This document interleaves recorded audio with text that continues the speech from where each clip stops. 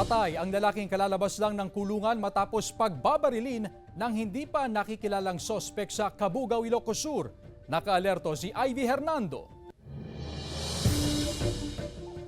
Pababa sa kanyang motorsiklo ang 50 anyos na si Antonio Sarmiento para mag-almusal sa isang karinderya ng pagbabarilin ng dalawang sospek na sakay ng motorsiklo.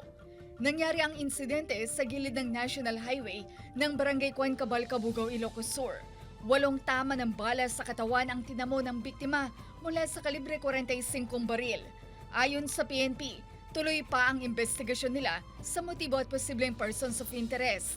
Biktima, I should say, tinitingnan natin yung mga kasama niya, isa-isa nating pinoprofile para malaman natin kung ano yung motibo sa pagpatay sa kanya.